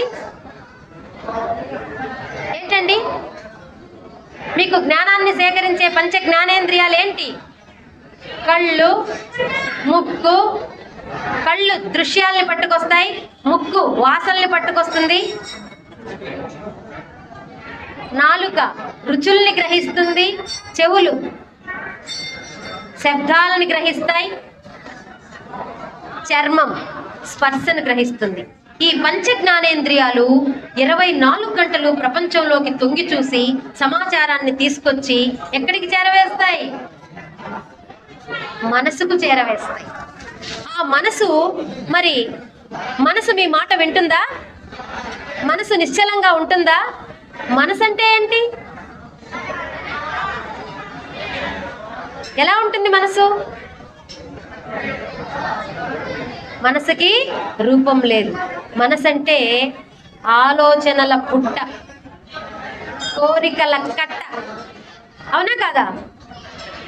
వీటిల్ని మనం, ఆ మనసు ఎప్పుడూ కూడా పులిలాగా తూగుతుంటుంది. అది చెయ్యి, ఇది చెయ్యి, అది చేద్దాం, ఇంకా కావాలి, ఇంకా కావాలి అని నిన్ను రెచ్చగొడుతూ ఉంటుంది. ఆ మనసుని కంట్రోల్ చేసేది ఎవరు తెలుసా? ఎవరు? బుద్ధి. మనసుని కంట్రోల్ చేసేది ఎవరు? నీ బుద్ధి. నీ బుద్ధి కనుక సక్రమంగా ఉంటే నీ మనసు నీ మాట వింటుంది. మరి బుద్ధిని సక్రమంగా పెట్టుకోవాలి కదా. బుద్ధి కూడా అప్పుడప్పుడు వంకర టింకర్లుగా వెళ్తూ ఉంటుంది. మరి బుద్ధికి ఎవరు తెలుసా రాజు? ఎవరు? ఆత్మ. ఎవరండి? నీ ఆత్మ. నీ ఆత్మ ఎప్పుడైతే నువ్వు దేహభావాన్ని వీడి ఆత్మభావనతో ఉంటావో, శాశ్వతమైనది నీలో ఉన్న ఆత్మ అని తెలుసుకుంటావో, అశాశ్వతమైన ఈ బాడీ, ఈ కళేబరం, ఇది ఉపాధి అండి. నీలో ఉన్న ఆత్మకి ఇది ఉపాధి, ఇది ఈ జన్మే. ఇది నువ్వు ఎంత సక్రమంగా వినియోగించుకుంటే ఈ ఉపకరణాన్ని అంత ఎక్కువ కాలం ఉపయోగపడుతుంది. దీని వ్యామోహంలో పడి శాశ్వతమైన ఆత్మని విస్మరించావా, అన్ని బాధలే, అన్ని వ్యధలే, జన్మ మృత్యు జరా వ్యాధులు కలుగుతాయి. ఇవి లేకుండా ఉండాలి అంటే నువ్వు ఆత్మ జ్ఞానాన్ని కలిగి ఉండాలి. ఈ ఆత్మ ద్వారా బుద్ధి వికసిస్తుంది. బుద్ధి ద్వారా మనసుని కంట్రోల్ చేయవచ్చు. మనసు ఎప్పుడైతే కంట్రోల్ అవుతుందో నీ ఇంద్రియాలు నీ మాట వింటాయి. ఈ స్థితిలో ఎవడైతే ఉంటాడో ఇందాక చెప్తేనే ఏమని, సర్వత్రా గమచింత్యంచ సర్వేంద్రియ గుణాభాసం. ఎప్పుడైతే నువ్వు ఇంద్రియాలని అదుపులో ఉంచుకుంటావో అప్పుడు నీకు ఆత్మ సంయమ యోగం జరుగుతుంది. నీ ఆత్మ పరమాత్మతో అనుసంధానం జరుగుతుంది. ఎక్కడ? ధ్యానంలో జరుగుతుంది. ఆ ధ్యానంలో ఏం జరుగుతుంది తెలుసా? స్పర్శాన్ కృత్వా బహిర్బాహ్యాన్. నువ్వు చూసిన జ్ఞానాన్ని, నువ్వు విన్నదాన్ని అంతా కూడా బహిర్బాహ్యాన్ ధ్యానంలో కూర్చొని దృష్టిని నాసాభ్యాంతర చారినవు, ఇక్కడ ఈ భృకుటి మధ్యమునందు నీ దృష్టి అంతా కేంద్రీకరించి చూసినవి చూసినట్లుగా అలా వదిలేస్తూ ఉండాలి. లేదంటే నీ మనసులో అవి నాటుకుపోతాయి, నీ చిత్తంలో అవి పేరుకుపోతాయి. కొన్ని బాధ కలిగే విషయాలు ఉంటాయి, ఎప్పుడో జరిగి ఉంటుంది. అది శిలాఫలకం మీద చెక్కిన రాతలాగా పెట్టుకొని ఉంటావు. ఓయ్ నువ్వు ఫలానప్పుడు ఫలానా మాట అన్నావు. చూడండి, ఇది కదా మన వ్యాధులకి కారణం. అలాంటివన్నీ ధ్యానంలో కరిగిపోవాలి, వాసనలు కరిగిపోవాలి. నీకున్న చిత్తం ఉందే మలినం, అహం, దాన్ని మలినాలు తొలగించుకొని శుద్ధ అహంలాగా చేసుకోవాలి. అందుకే ధ్యానం చేయాలి. రోజుకు 15 నిమిషాలు కృష్ణ ధ్యానం. 15 నిమిషాలు కళ్ళు మూసుకొని నువ్వు సేకరించిన సమాచారాన్నంతా కూడా అలా సాక్షిభూతంగా చూస్తూ నీ చిత్తాన్ని పూర్తిగా ఖాళీ చేసుకున్నావంటే అలాంటి బాధ కలిగించే విషయాలన్నీ పోతాయి. నేను ప్రాక్టికల్గా చెబుతున్నాను. ఒకప్పుడు సుష్మాశ్రీ వేరు, ఇప్పుడు సుష్మాశ్రీ వేరు. ఇప్పుడు బాధ కలిగించే విషయాలు ఏవి గుర్తుండవు నాకు. ధ్యానం చేస్తాను రోజుకి 3 సార్లు. మా గ్రూప్ ఓం స్మరణ గ్రూప్ ఆన్లైన్లోనే ఇంట్లోనే కూర్చొని గూగుల్ మీట్ అనే లింక్ ద్వారా మా గురువు గారి ఆధ్వర్యంలో 3 సార్లు ధ్యానం చేసి, ధ్యానంలో ఇంకోటి కూడా జరుగుతుంది. నీ ప్రారబ్ధ కర్మలే కాదు, సంచిత కర్మలు కూడా కరుగుతాయి. సంచిత కర్మలు ఎప్పుడైతే కరుగుతాయో నీ జీవితం ఏమవుతూ ఉంటుంది? ఉద్ధరించబడుతూ ఉంటుంది. నీకు ఆటంకాలన్నీ తగ్గిపోతాయి. ఇలా ధ్యానం చేయడం వల్ల వచ్చే ఫలితం ఏంటి? యతేంద్రియ మనోబుద్ధి మునిర్మోక్ష పరాయణాః విగతేశ్చ భయక్రోధో సదా ముక్త ఏవ సహా. నీలో విగతం, భయము, క్రోధము ఇవన్నీ తొలగిపోయి అరిషడ్వర్గాలంటే ఏంటి? కామ, క్రోధ, లోభ, మోహ, మద, మత్సరాలు. దీనిలో ప్రథమ స్థానంలో ఉండేది ఏంటండి? కామము. కామ ఏష క్రోధ ఏష రజోగుణ సముద్భవ అన్నారు పరమాత్ముడు. ఈ కామమే నీలో క్రోధానికి దారి తీస్తుంది, రజోగుణానికి దారి తీస్తుంది. కాబట్టి ఓ గీతా ప్రియులారా, ఈ కామాన్ని తుంచివేయాలి. ఎలా ఈ కామాన్ని తుంచివేయాలి? కోరికలు లేకుండా ఉంటాయా? కోరికలు ఉండాలి, ఏ స్థాయిలో ఉండాలి. విపరీతమైన కోరిక ఉండకూడదు. నాకే కావాలి, నాకే చెందాలి, ఇది కామం అవుతుంది. మరి ఎలా వస్తుంది ఇది తెలుసా మీకు? ధ్యాయతో విషయాన్ పుంసః సంగస్తేషూపజాయతే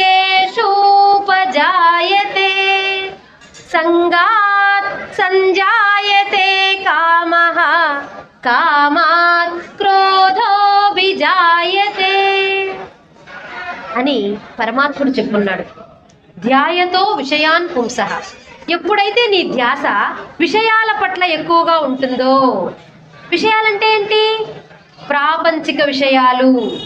ఏంటంటే అవి ప్రాపంచిక విషయాలు.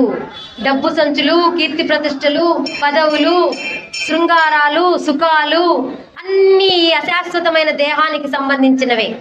ఒక్కటి కూడా నీలో ఉన్న ఆత్మకి సంబంధించినవి కాదు. ఈ ప్రాపంచిక విషయాల పట్ల ఎవరైతే ధ్యాయతో విషయాన్ పుంసః సంగస్తేషూపజాయతే, దాని మీద ధ్యాస పెట్టడమే కాదు, సంగత్వాన్ని కూడా పెంచుకుంటాం. ఇది నాది, ఇది నాకే చెందాలి, ఇదంటే నాకు ప్రాణం అని ప్రతి విషయం, ప్రతి మనిషి పట్ల ఏం చేస్తున్నాం?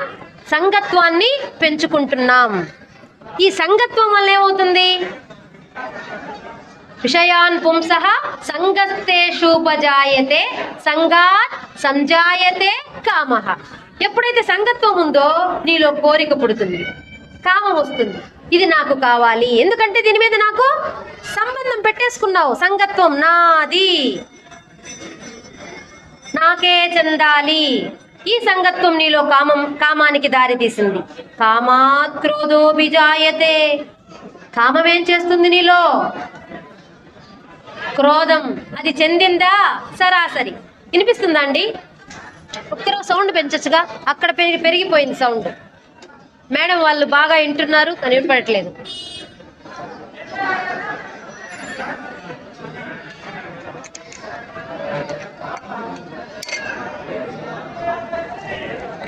ఓహో, ఈరోజు ఇరుముడి ధారణలా? ఇరుముడి ధారణలు.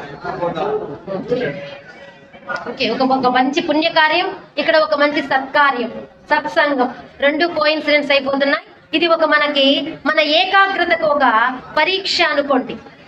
ఈ పరీక్షలో మీరు వచ్చింది ప్రవచనం కోసమైతే అది మీ స్వకర్మ. ఆ స్వకర్మకి ఎవరైతే న్యాయం చేస్తారో, ఇప్పుడే చెప్పాను, యత ప్రవృత్తిర్భూతానాం ఏన సర్వమిదం తతం స్వకర్మణా తమభ్యర్చ సిద్ధిం విందతి మానవః. సిద్ధి కావాలి, మోక్షం కావాలి, వాసనలు కరగాలి, జీవనం సుఖమయం కావాలి, ఆత్మ ఉద్ధరించబడాలి అనుకునే వాళ్ళు ఇక్కడ కాన్సన్ట్రేట్ చేయండి. మన కర్మ ఇదే కదా, నా కర్మ అయితే ఇదే. నేను చెప్పడానికి వచ్చాను, నేను చెప్పడం మీదనే కాన్సన్ట్రేట్. మరి మీ శ్రోతలు, భక్తులు ఎంత మాత్రం వింటారో అంత శక్తివంతంగా నా వచనాలు వస్తాయి. అవునా కాదా? మీరు నాకు సాక్షి, నేను మీకు సాక్షి. నేను చెప్పడంలో లోటు కలిగింది అంటే మీ దృష్టి పక్కకి వెళ్ళిపోతుంది. మీరు వినడంలో లోటు జరిగింది అంటే నా వచనం తరుగుతుంది. Isn't it or not? 20 years teaching ఫీల్డ్లో ఉన్నాను కాబట్టే నా శిష్యులందరూ కూడా నేను 3 గంటలకి ఆన్లైన్లో గీతామృతం చెప్తాను. గీతామృతం అని ఇప్పటికి దాదాపు 100 మందికి భగవద్గీత సంపూర్ణంగా నేర్పించున్నాను నెల్లూరులో. జీవన వృత్తిలో, జీవన గమనంలో భాగంగా అమ్మగారూరు కడప జిల్లా, అత్తగారూరు నెల్లూరు జిల్లా. 18 ఏళ్ళు అమ్మగారూరులో ఉన్నాను, 25 ఏళ్ళు, నా వయసు 46 ఏళ్ళు, 26 ఏళ్ళు నెల్లూరులో నా యొక్క అనుభవం. మరి భగవంతుడు ఎందుకో భగవద్గీతలోకి దిగాక నా బిడ్డకి MBBS సీట్, ఫ్రీ సీట్ వచ్చింది. కర్నూలు మెడికల్ కాలేజీలో ఫ్రీ సీట్. ఇప్పుడు 3వ సంవత్సరం చదువుతున్నాడు. నేను దిగి 7 ఏళ్ళు అయింది. నేను డిసైడ్ చేసుకున్నాను. అప్పటికే నాకు ఈ జ్ఞానం వచ్చేసి ఎక్కడికి వెళ్ళి 4 మాటలు చెప్పినా అబ్బురపడి కౌగలించుకొని ఆదరిస్తున్నారు. సో నన్ను భగవంతుడు నా ఈ మిగిలిన జీవితం భగవదర్పణం, నా వృత్తిని, నా బాధ్యతలని సక్రమంగా నిర్వర్తిస్తూ, నేను నా భర్త ఇద్దరం ప్రైవేట్ ఎంప్లాయీస్మే. ఒక వ్యాపారం పెట్టుకుని మా సమయాన్ని మేము తీసేసుకున్నాం. ఇప్పుడు మీరు పిలిచారు, అక్కడ 2 మనుషుల్ని పెట్టాం, భగవంతుని సేవకు వచ్చేసాం. మాకు ఏమీ వద్దు, ఇది భగవంతుని హృదయాల్లో నాకిచ్చిన వరం భగవంతుడా అనుకున్నాను. ఈ నిష్కామ సేవ చేస్తూ తిరుగుతున్నాను. అందుకు నా పతి కూడా నాకు సహకరిస్తున్నాడు. నేను కోరుకునేది కోరికలు కోరకూడదండి, ఇంకా కోరికలు కోరకూడదు. అనన్యాశ్చింతయంతో మాం ఏ జనాః పర్యుపాసతే తేషాం నిత్యాభియుక్తానాం యోగక్షేమం వహామ్యహం. నన్ను చింతించయ్యా, నా యందు నీ దృష్టి పెట్టు, నిత్యం నన్ను స్మరణ చేయి, నీ యోగక్షేమాలు నేను చూసుకుంటానని 9వ అధ్యాయం రాజవిద్య రాజగుహ్య యోగంలో 22వ శ్లోకంలో పరమాత్ముడు మనకు అభయం ఇచ్చున్నాడు. ఇంకేంటి నేను కోరికలు కోరేది? నేనుండేదే ఆయన సేవలో. ఇది ఆయన సేవే. నా సంసారాన్ని చక్కదిద్దుకోవడం నా సేవే. మరి నాకు అత్తగారు ఉన్నారు, ఆవిడికి సేవలు చేసుకోవడం నా సేవే. నా బిడ్డను చదివించుకోవడం నా సేవే. నా భర్తతో కలిసి సహజీవనం చేయడం నా సేవే. బిసైడ్స్ దట్ నాకున్న జ్ఞానాన్ని పంచడం నా సేవ. ఇదేనండి భగవద్గీత చెప్పింది. నేను నేర్చుకున్నది కూడా ఇదే. ఒకప్పుడైతే ఇంగ్లీష్ ప్రొఫెసర్ని కదా, ప్రైవేట్ కాలేజెస్, అవరికి ఎంత ఇస్తావు, ఏ కాలేజీలో ఎక్కువ శాలరీ వస్తుంది, జీవన వృత్తి కదా అది, అలా సంపాదించి బ్రతికాను.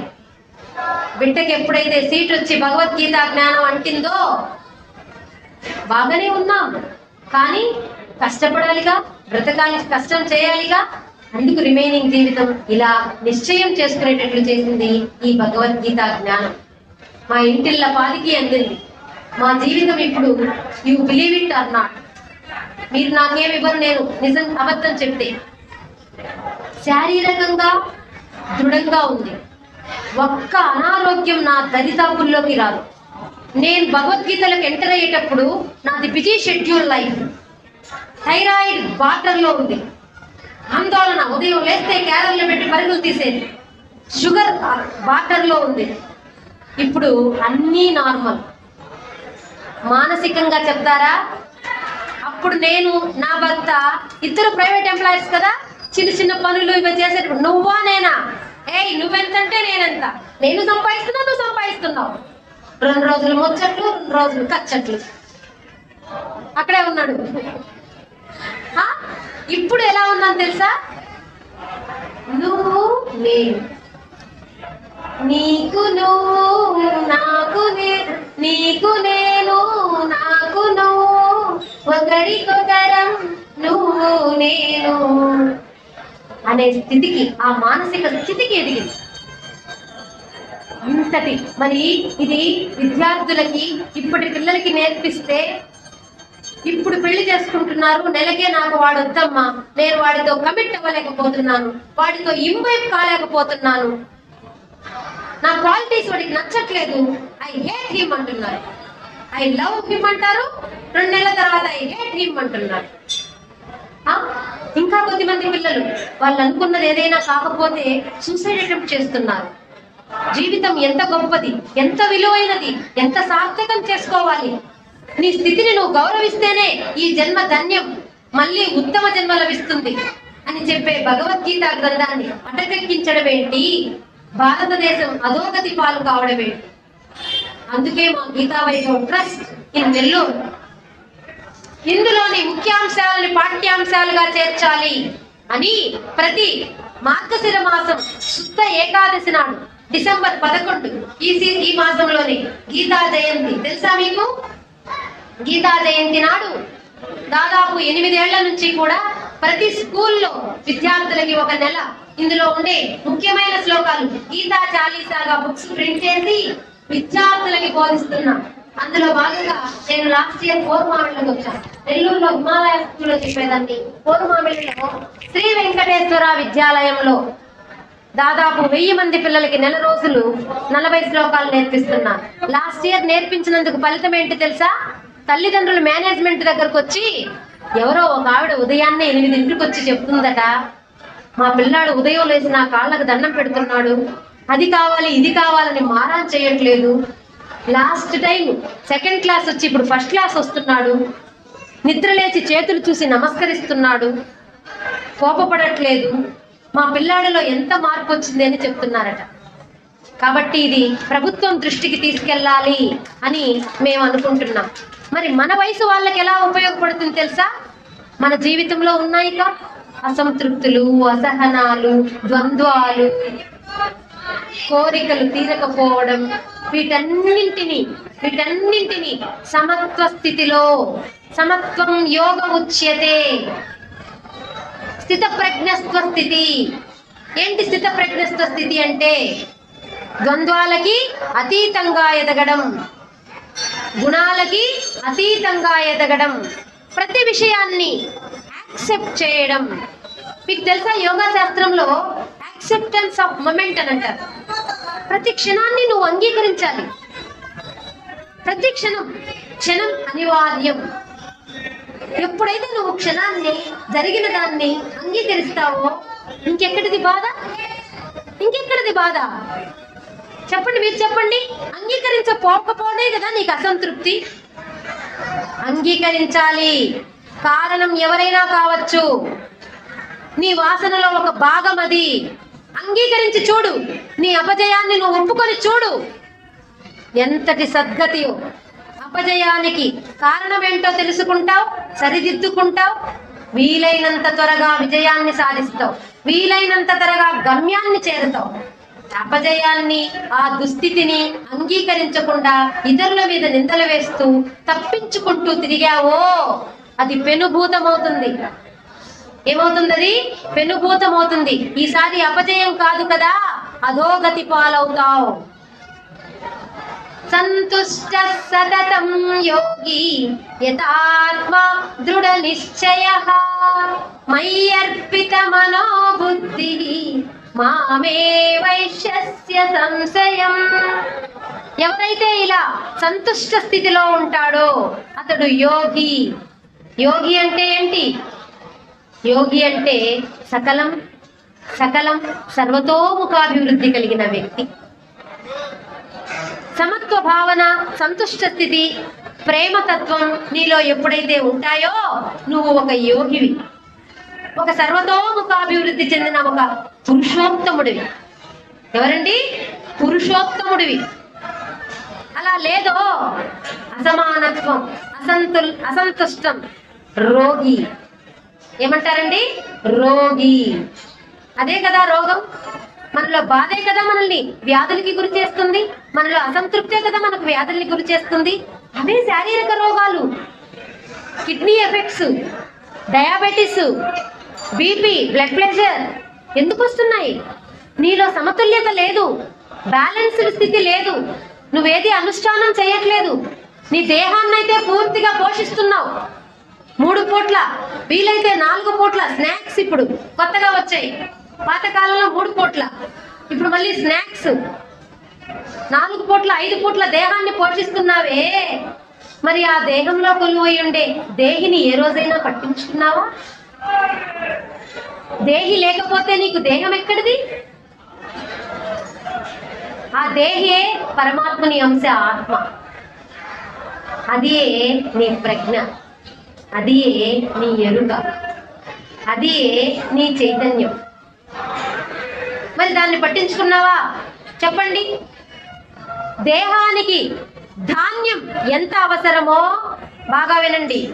దేహానికి ధాన్యం ఎంత అవసరమో దేహికి ధ్యానం అంత అవసరం. ధ్యానం ద్వారా దేహికున్న మలినాలన్నీ కొట్టుకుపోతాయి. దేహి ఎప్పుడైతే ఉద్ధరించబడుతుందో నీకు పరమాత్మ ప్రాప్తి లభిస్తుంది. పరమాత్మ ప్రాప్తి సిద్ధించిన నాడు కొరవేమిటిగా? దేనికి కొరవా? అదే నువ్వు దేహాన్ని తృప్తి పెట్టుకుంటూ దేహిని వదిలేసేస్తే ఎందుకు రావు నీకు కర్మలు? ఎందుకు రావు నీకు వ్యధలు? అశాశ్వతమైన దేహం కోసం దేహిని, అసలు దాన్ని, శాశ్వతమైన దాన్ని వదిలేస్తున్నామే. ఇది ఎంతటి అజ్ఞానం! అలా కళ్ళు తెరిపిస్తుంది ఈ భగవద్గీత జ్ఞానం. ఆత్మను పట్టించుకో, ఆత్మని ఉద్ధరించుకో. అద్వేష్ట సర్వభూతానాం మైత్రః కరుణ ఏవ చ నిర్మమో నిరహంకారః సమదుఃఖ సుఖక్షమీ. అద్వేష్ట సర్వభూతానాం, అందరి పట్ల ద్వేషభావాన్ని వీడు. ఎందుకు నీకు ద్వేషం? ఎందుకు వాడిని శత్రువుగా పెట్టుకున్నావు? నష్టం ఎవరికి? ఆలోచించి చూడు, ఒకసారి సూక్ష్మంగా ఆలోచించి చూడు. వాడు నా శత్రువు, అదిగో వాడు నాకు ఎదురవుతున్నాడు, మొహం తిప్పుకొని వెళ్ళడం, మనసులో బాధపడడం, వాడిగా నష్టం నీకా? నీలో బాధపడ్డప్పుడు నీలో చైతన్యం తగ్గుతుందా? ఎరుక తగ్గుతుందా? ప్రజ్ఞ తగ్గుతుందా? అదే కదా ఆత్మని క్షీణించుకోవడం అంటే. కాబట్టి గీతా ప్రియులారా, అద్వేష్ట సర్వభూతానాం, వాడు ఏమి చేసినా అనవసరం, అనవసరం. వాడి కర్మ వెంటాడుతూనే ఉంటుంది, కర్మ వదలదు. వాడు కర్మ చేస్తున్నాడని నువ్వు కర్మ చేయవద్దు. ప్రేమగా ఉండు, శత్రువును కూడా మైత్ర కరుణయేవచ. నవ్వి చూడు, ఒక నవ్వు చూడు, నీ ఆయుష్ పెరుగుతుంది. కోప్పడ్డావో నీ ఆయుష్ క్షీణిస్తుంది. మైత్రంగా ఉండు అందరితో, కరుణ కలిగి ఉండు. ఏమండోయ్, ఎవరైనా నిన్ను సహాయాన్ని అర్థించొచ్చారో అది నీకు పరమాత్ముడిచ్చిన ఒక అవకాశంగా భావించండి. ఆ ప్రయత్నం, అతను అడిగిన ఆ హెల్ప్ నువ్వు చేస్తే నీ వాసన కరుగుతుంది, నీకు యాడ్ అవుతుంది. నువ్వు ఇక్కడ చేసుకున్న పుణ్యకర్మలు పెరుగుతూ వస్తాయి, నువ్వు తెచ్చుకున్న సంచి కరుగుతుంది. అవకాశాన్ని విస్మరించావా, నీకు ఇచ్చిన అవకాశం మళ్ళీ ఇంకొకటి యాడ్ అవుతుంది.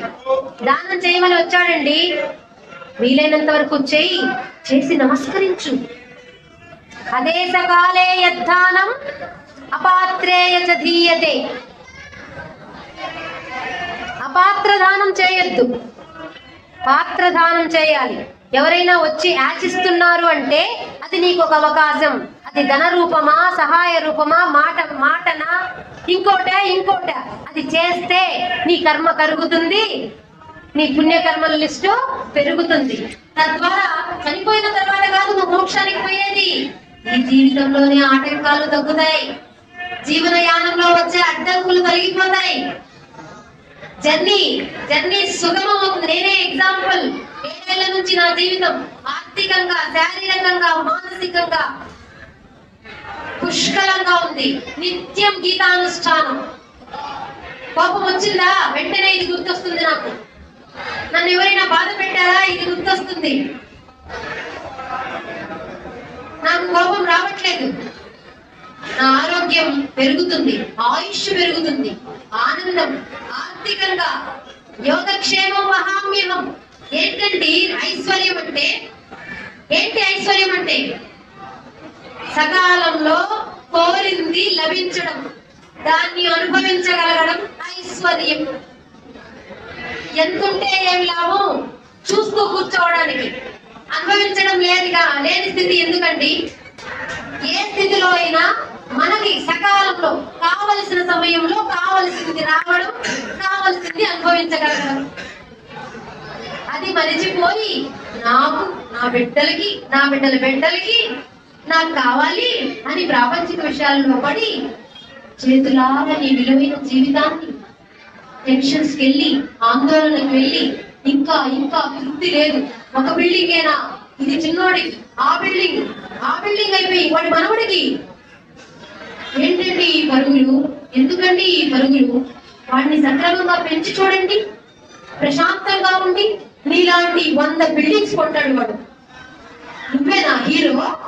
నీ కొడుకు, నీ మనవడు జీరోనా? అదేనా నీ ఉద్దేశం? ఇలా సంపాదించే వ్యక్తుల ఉద్దేశం ఇదే. గ్రహించండి ఓ గీతా ప్రియులారా. నువ్వు పెంచే పిల్లలు పనికి మాలిన వాడిని పనికి మాలిన వాడిగా కాకుండా ప్రయోజకుడిగా పెంచి చూడు, ప్రశాంతంగా నీ జీవితం అనుభవించి చూడు, ముచ్చట్లు చూడు, నీ తరం మళ్ళీ వస్తుంది. మనవడిని చూడు, మనవడి పిల్లల్ని చూడు, మనవడి పెళ్లిని చూడు, ప్రశాంతంగా ఉండు, వాడు సంపాదిస్తుంటే చూడు, ఆనందంగా బ్రతుకు. ఏంటి కాదు? ఎంతవరకు ఇది? ఎంతటి అజ్ఞానం ఇది? అందుకే కళ్ళు తెరవండి గీతా ప్రియులారా. ఇంతటి జ్ఞానాన్ని అందజేసే భగవద్గీతను ఈ రోజు చేపట్టండి. ఈసారి మీరు సత్సంగం కనుక కండక్ట్, నాకు ఈ రోజే చెప్పారు, సత్సంగం కనుక కండక్ట్ చేస్తే మా ట్రస్ట్ తరఫున వచ్చి భగవద్గీత బుక్స్ అన్ని ఇస్తాం. భగవద్గీత బుక్స్ ఇంట్లో పెట్టుకోండి, కనీసం చాలు, ఏదో ఒక రోజు చదువుతారు.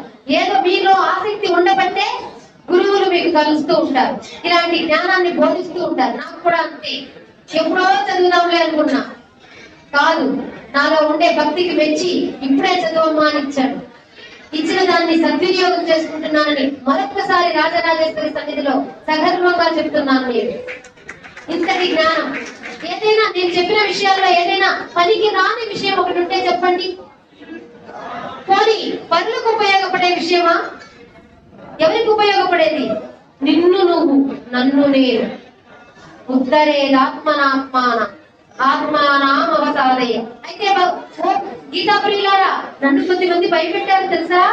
ఈవిడికి భగవద్గీతలో పడిపోయింది, సంపూర్ణ పారాయణం అయిపోయింది, మా రవి గారిని ఎక్కడ వదిలేస్తుందో, వాళ్ళందరూ ఎక్కడ వదిలేస్తుందో, వాళ్ళు సంపూర్ణ పట్టుకుంటుందేమో అని భయపెట్టారు కొద్దిమంది. కృష్ణ భగవానుడు ఏం చెప్పాడు?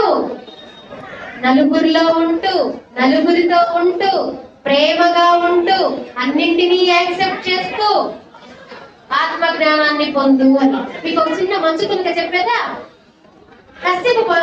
కశ్యప మహాముని పేరు వినే ఉంటారు. ఈయన బాగా సిద్ధుడు, భక్తుడు, జ్ఞాని, యోగి. ఓ రేంజ్కి వెళ్ళిపోయింది అనమాట. వెళ్ళిపోగానే ఇంకా తపన స్టార్ట్ అయింది, నేను డైరెక్ట్ పరమాత్మని పొందాలి, ఈ సంసారం, ఈ పిల్లలు, ఈ బాధ్యతలు నా వల్ల కావట్లే, ఏకాగ్రత కుదరట్లే అని చెప్పి ఎక్కడెక్కడ వదిలేసి, బిడ్డల్ని, తల్లిదండ్రుల్ని, భార్యని, బాధ్యతల్ని వదిలివేసి నేను సన్యాసం పుచ్చుకుంటున్నాను, నేను నిత్యం ధ్యానంలో ఉండిపోతానని అడవులకు వెళ్ళిపోయాడు. వెళ్ళిపోయి నిష్ఠగా బాగా తపస్సులు చేశాడు, జ్ఞానాన్ని పెంపొందించుకున్నాడు. ఒకరోజు సూర్య నమస్కారం కోసం నదికి వెళ్ళాడు. సూర్య వందనం చేస్తూ నీళ్ళని దోసిట్లో తీసుకుని అర్పణ చేస్తూ పొరపాటున పైన కాకి వెళుతూ ఈయన మంత్రం చేస్తుంటే కాకి రెట్ట వేసింది. రెట్ట ఎక్కడ పడింది? దోసిట్లో ఉండే నీళ్ళల్లో పడింది. ఆ నీళ్ళలో పడగానే కళ్ళు ఓపెన్ చేసి, ఓయ్ కాకి, నేను దేవుడికి అర్పించే ఈ నీళ్ళని నువ్వు అపవిత్రం చేస్తావా అంటూ ఒక్క చూపు చూశాడు. ధ్యానం చేసే యోగులు కళ్ళు తెరిచారనుకో, వాళ్ళలో నుంచి వేడి వస్తుంది కళ్ళలో నుంచి. ఆ వేడికి కాకి మాడి మసి అయిపోయి కింద పడ్డాడు. మళ్ళీ ఇంకొక నీళ్ళు తీసుకొని వదిలేసి మంచి ఇలా వేసుకొని భిక్షాటనకి వెళ్ళాడు. ఒక ఇంటికి వెళ్ళాడు. ఒక గృహిణి పనిలో ఉంది, అత్తగారికి ఏదో సేవలు చేస్తూ ఉంది. ఈయన భిక్షాం దేవి అన్నాడు. చాలా మళ్ళీ అన్నాడు భిక్షాం దేవి అని. చాలా ఆమె పని పూర్తి చేసుకుని భిక్ష తీసుకుని బయటకు వచ్చింది. బయటికి రాగానే కశ్యప మహాముని ఒక్క చూపు చూస్తున్నాడు. ఎంతసేపు అయింది, నేను వచ్చి ఎన్నిసార్లు పిలిచాను అన్నట్లుగా చూస్తున్నాడు. ఆవిడ ఇది గడపైతే అక్కడి నుంచే చెప్తుంది, ఓయ్ కశ్యప మహాముని, ఏంటా చూపు, నేనేమైనా నది ఒడ్డు నుండే కాకిని అనుకున్నావా?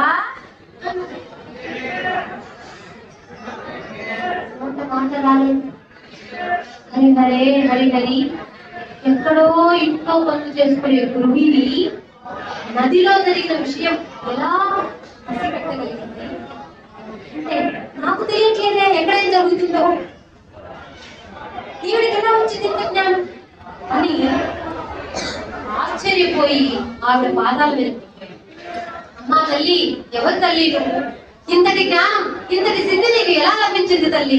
నేను సిద్ధిని పొందడానికి వచ్చాను తల్లి, నాకు మార్గం చూపించవా? నీకు ఎలా కనుక్కున్నావు తల్లి నువ్వు అని అడిగాడు. ఒక చిరునవ్వు నవ్వి ఏం చెప్పింది తెలుసా?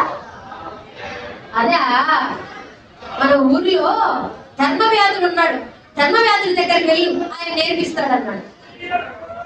అవునా, ధర్మవ్యాధుడు ఉన్నాడా? ఎవరబ్బా ఆయన?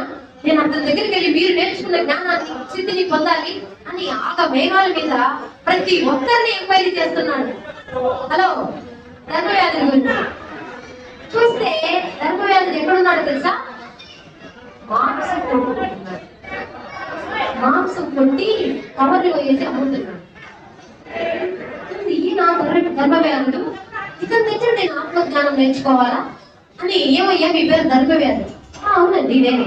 మీతో కాస్త మాట్లాడాలి, కూర్చోండి. కాస్త అట్లా కూర్చోండి. అతను ఇప్పుడు ఏం చేస్తున్నాడు? డ్యూటీ. అతని డ్యూటీలో ఉన్నాడు. చక్కగా 12 గంటల వరకు మాంసం కొట్టి అమ్మేశాడు. తన డ్యూటీ కొట్టు కట్టేశాడు. నేరుగా రండి ఇంటికి పోదాం అన్నాడు. ఇప్పుడు కూర్చున్నా, నాకు పనులు ఉన్నాయి, రండి ఇంటికి పోదాం. ఇంటికి వెళ్ళాడు. కాళ్ళు చేతులు కడుక్కున్నాడు. గేదెలకి అన్నిటికీ జంతువులు ఉన్నాయిగా, వాటికి ఆహారాన్ని ఇచ్చాడు. ఇంట్లో అమ్మ నాన్న, అమ్మ నీళ్ల బాటిల్ కోసం అందుకోలేక మంచంలో ఉంటే నీళ్ల బాటిల్ అంది. అమ్మని సెట్ చేసి కూర్చోబెట్టి అన్నం తిన్నావా అని అడిగాడు. వెంటనే భార్య దగ్గరికి వెళ్ళాడు.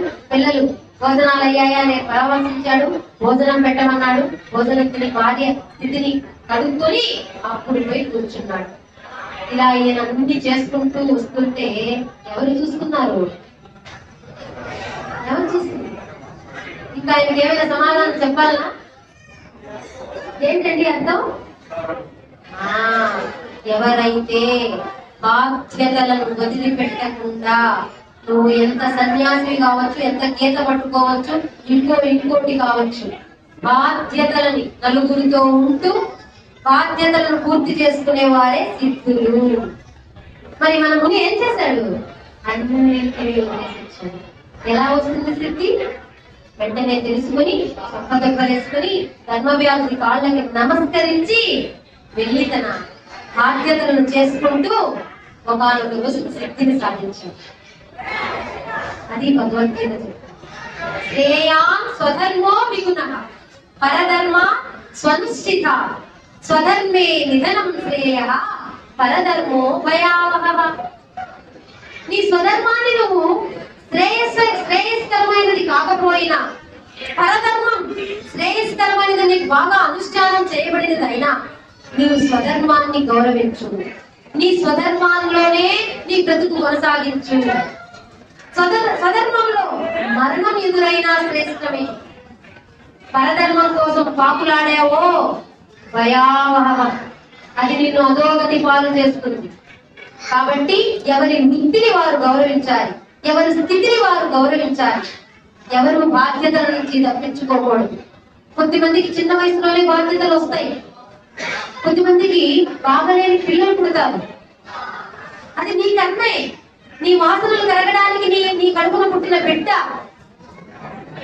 నీ అత్త మామల్ని చిన్న వయసులోనే చూడాల్సిన అవకాశం వచ్చింది. అది అవకాశం, అంతేగాని అది బాధ కాదు. ఇంకొక కోడల మీద పెట్టుకున్నావో, కప్పుకున్నావో, నీ జీవితం చూడండి పరలోకం కాదు, ఇహలోకంలోనే దుర్గతి పాలోకం అని చెబుతుంది గీత. ఇంత కర్తవ్యాన్ని కదా అర్జునుడికి చెప్పింది. కర్తవ్యాన్ని తెలియజేస్తుందండి భగవద్గీత. నయోత్సేతి గోవింద అని చెప్పిన అర్జునుడిని ఏం చేసింది తెలుసా? లాస్ట్ కి కరిష్యే వచనం తవా అన్నాడు. నాయన నువ్వు ఏం చెప్తే అది చేస్తాను స్వామి. నా కర్తవ్యం క్షత్రియుడిగా ధర్మ సంస్థాపన చేయాలి. అధర్మపరులైన ధృతరాష్ట్రుని కౌరవుల్ని హతమార్చాలి. అవునా కదా? అధర్మపరులు ఎన్నో అధర్మాలకి వాళ్ళు పూనుకున్నారు.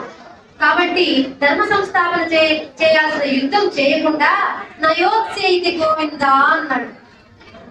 తప్పు. క్షత్రియుడిగా నువ్వు యుద్ధం చేయాలి. భర్తగా నీ బాధ్యత నెరవేర్చాలి.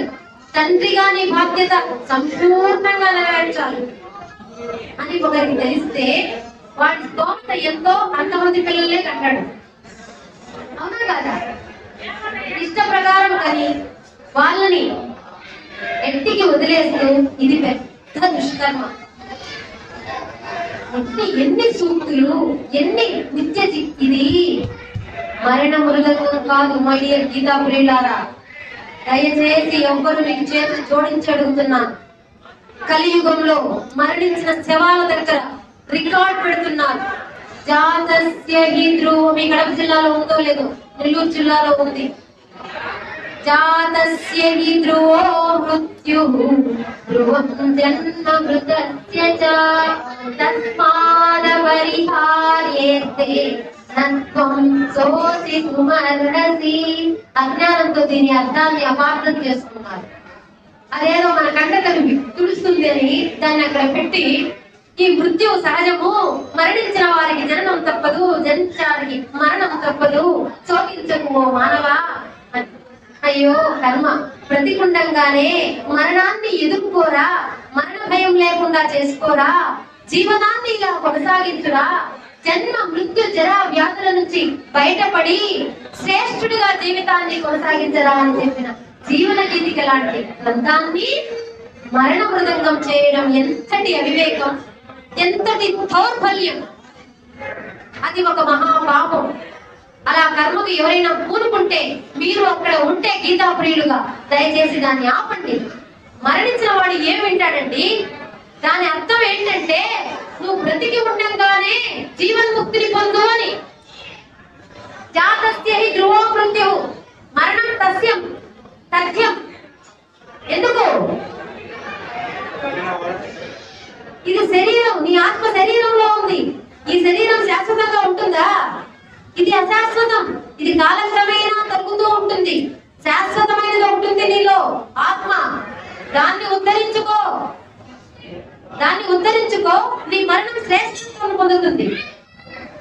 మరణ భయం ఉండదు. ఎప్పుడు వస్తాయంటే మరణం, అంతకాలే చ మామేవ స్మరన్ ముక్త్వా కలేవరం యః ప్రయాతి త్యజన్ దేహం సయాతి పరమాం గతిం. కనీసం అంత్యకాలం నందైనా నా నామాన్ని స్మరించినచో నీకు సద్గతి పాలు నేనే లభిస్తాను, ఉత్తమ గతి లభిస్తుంది అని చెప్పిన పరమాత్మ ఉన్నప్పుడు, జీవనం ఉన్నప్పుడు నువ్వు ఆయన స్మరిస్తే మరి నిన్ను ఎంత స్థితికి తీసుకెళ్తుంది? సరే, అంతకాలంలో స్మరించమన్నాడు. నీ అంతకాలం నీకు తెలుసా? ఎప్పుడు వస్తుందో నీకు తెలుసా? మరి అందుకే బ్రతికున్నప్పుడు స్మరించి చూడు.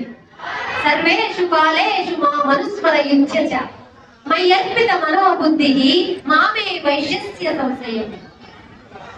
24/7 24 గంటలు నీ ఆత్మయందు, నీలో ఉన్న పరమాత్మయందు ధ్యాస పెట్టి బ్రతుకు.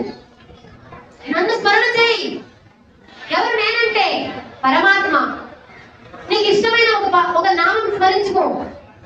ఓం నమో నారాయణ అనుకో, ఓం నమో భగవతే వాసుదేవాయ అనుకో, ఓం శ్రీ మాత్రే నమః అనుకో, ఓం నమ శివాయ అను. లేదా అన్ని మంత్రాలకి బీజాక్షరమైన వెరీ గుడ్ ఓంకారాన్ని స్మరించు చాలు. ఓం ఇది ఏకాక్షరం బ్రహ్మ వ్యాహరన్ నామనుస్మరన్ యః ప్రయాతి త్యజన్ దేహం సయాతి పరమాం గతిం. అనుక్షణం అవిరల అఖండ ఆరాధన నీలో జరిగిందనుకో, ఏంటది? ఓం స్మరణ. ఓం అనుకో చాలు, ఓం అనుకో చాలు. ఓం అంటే ఏమనుకుంటున్నారు? ఇది ప్రణవాక్షరం, ఇది బీజాక్షరం, మంత్రాలకి తల్లి లాంటిది. మీరు ఏ నామమైనా తీసుకోండి, ఓం లేకుండా మంత్రం ఉందా? ప్రణవం అంటే ఏంటో తెలుసా? ప్రణవం అంటే పడవ. పడవ అంటే ఏంటి? ఎందుకు ఉపయోగపడుతుంది? తీరం దాటిస్తుంది. ఈ దరి నుంచి ఆ దరికి సునాయాసనంగా తీసుకెళ్తుంది. మరి మనం ఏ సాగరంలో ఉన్నాం? సంసార భవసాగరంలో ఉన్నాం. మరి ఈ సాగరాన్ని ఈదడానికి పడవ కావాలిగా. ఆ పడవే, ఆ ప్రణవమే ఏంటి? గట్టి చెప్పాలి, ఓంకారం. కాబట్టి ఆ ఓంకారాన్ని ఎవరైతే స్మరిస్తారో నిత్యం, వారికి ఒక ఆలా తిరుగుతుంటుంది. మృత్యు భయాలు ఉండవు, గండాలు ఉండవు, ఏ అసంతృప్తులు ఉండవు, ఆటంకాలు ఉండవు. ఉన్న ఫటాఫట్ చేసి చూడండి. ఊరకనే చెప్పలేదు పరమాత్ముడు. ఓం ఇది ఏకాక్షరం బ్రహ్మ, ఒక్క అక్షరమే బ్రహ్మ స్వరూపం. కాబట్టి గీతా ప్రియులారా, మీరు ఈ భగవద్గీత నాలెడ్జ్ లో ఉండే ప్రతి శ్లోకం కూడా ఒక అర్థాన్ని, ఒక సత్యాన్ని, ఒక జీవన్ ముక్తిని కలుగజేసే శ్లోకం. ఇది ఒక బ్రహ్మాస్త్రం. ఒక శ్లోకం ఒక బ్రహ్మాస్త్రం. నిన్ను ఉద్ధరిస్తుంది, నీ జీవితాన్ని శ్రేష్టత్వంలో నిలుపుతుంది. బ్రతికి ఉండగానే మోక్ష ప్రాప్తిని పొందిస్తుంది, చనిపోయిన తర్వాత కాదు. గీతా ప్రియులారా, ఏంటది? ఎందుకు వస్తుంది మోక్షం అంటారేమో. నీ యొక్క కర్మలు ఎప్పుడైతే కలుగుతాయో నీకు జన్మ ముక్తి లభిస్తుంది. నువ్వు ఎక్కడికి వెళ్తావు? పరమపదానికి వెళ్తావు. మళ్ళీ ఏముండదు. ఆ బ్రహ్మ భువనాలోకా పునరావర్తినోర్జున మాముపేత్యతు కౌంతేయ పునర్జన్మన విద్యతే. ఏముండదు నీకు? పునర్జన్మ ఉండదు. సద్గతిని పొంది ఊర్ధ్వలోకాలకు వెళ్ళి పుణ్యకర్మలను అనుభవించి మళ్ళీ ఉన్నత కుటుంబంలో పుడతావు, మళ్ళీ తిరిగి పరమపదాన్ని చేరుతావు. అందుకు ఏకైక సాధనమే భగవద్గీత గ్రంథం. కృష్ణం వందే కృష్ణం వందే. అందుకే ఒక్కరోజైనా ఒక్కసారైనా కృష్ణ బోధ విని బ్రతుకునేస్తమా. గీత గొప్పతనం తెలుస్తుంది మిత్రమా. కులమత ద్వేషాలు లేక పవిత్రంగా బ్రతకడం, దయాగుణం మనసు నిండా నింపుకొని మసలడం, అసహాయుల కన్నీళ్లను జాలి తోడ తుడవడం, ఆకలి పేగుల ఎదుట అన్నమెతుకు మవ్వడం. ఒక్కరోజైనా ఒక్కసారైనా కృష్ణ బోధ విని బ్రతుకునేస్తమా. గీత గొప్పతనం తెలుస్తుంది మిత్రమా. రాలి పడ్డము మొగ్గల సుమమాలగా కూర్చడం,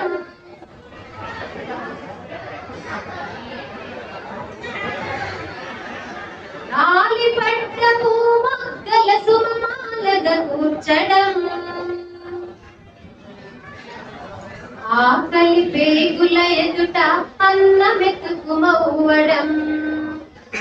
ఒక్కరోజైనా ఒక్క భగవానికి సైతం నీ కరచాలనమివ్వడం, 10 మంది బాగు కొరకు ఆలోచన చేయడం. అంటూ భగవద్గీతని ఒక్క రోజైనా వింటే గీత గొప్పతనం మనకి తెలుస్తుంది. ఓకేనా? మరి ఆ కృష్ణ భగవాను మనం ఒక చిన్న భక్తి పాటతో ఈ సత్సంగాన్ని ముగించుకుందాం. అందరూ రెడీనా? భజన చేద్దామా? చిన్నది భజన చాలా ప్రీతికరమైనది భగవంతునికి. ఓకే. ఓం శ్రీ గురుభ్యో నమః.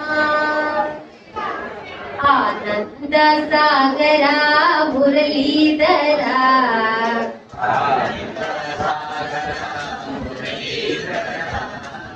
मेरा प्रभु राधे श्याम वेणुगोपाला, मेरा प्रभु राधे श्याम वेणुगोपाला, आनंद सागरा मुरलीधरा, मेरा प्रभु राधे श्याम वेणुगोपाला.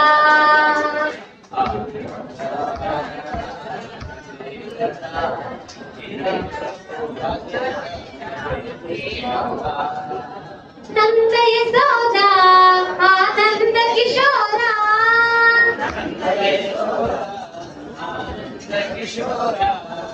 जय जय गोकुल बाला जय वेणुगोपाला.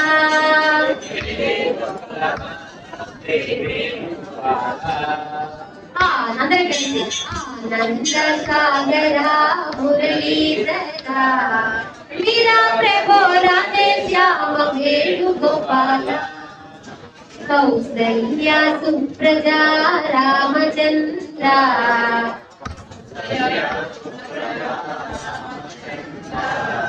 సీతా మనోహర రాఘవేంద్ర,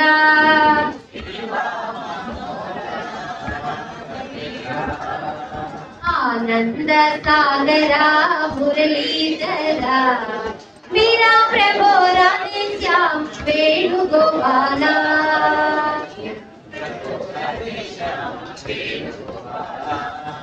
కాలింది మడుగున చిన్ని కృష్ణయ్య,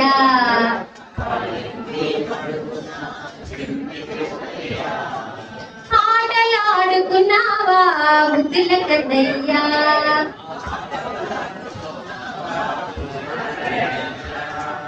ఎక్కడ ఉన్నావో గోపీలోలా,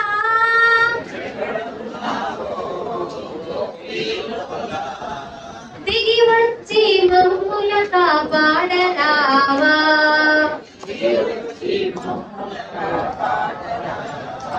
ఓకే అందరం. ఆనంద సాగర మురళీధర మీరా ప్రభో రాధే శ్యామ వేణుగోపాల, వేణుగోపాల వేణుగోపాల వేణుగోపాల. కృష్ణం వందే గీతా వైభవమే భారత వైభవం, గీతా వాక్కు భారతీయుల హక్కు. గీత నేర్చుకో, రాత మార్చుకో. ఓకే, గీత గీత భగవద్గీత.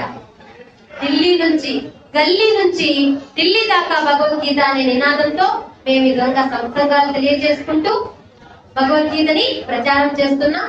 అందుకు మీ అందరి ఆశీస్సులు, పరమాత్మని ఆశీస్సులు ఉండాలని, మీరు కూడా గీతా ప్రియులుగా మీరు నేర్చుకున్న జ్ఞానాన్ని 10 మందికి పంచి ఒక్కసారి శాంతి మంత్రం చెప్పుకుందాం. సర్వే భవంతు సుఖినః, సర్వే సంతు నిరామయాః, సర్వే భద్రాణి పశ్యంతు, మా కశ్చిత్ దుఃఖభాగ్ భవేత్. ఓం శాంతి శాంతి శాంతిః. లోకా సమస్తా సుఖినో భవంతు, లోకా సమస్తా సుఖినో భవంతు, లోకా సమస్తా సుఖినో భవంతు. ఓం శాంతి శాంతి శాంతిః. హరి ఓం. శ్రీ గురుభ్యో నమః. హరి ఓం. జై గురుదేవ.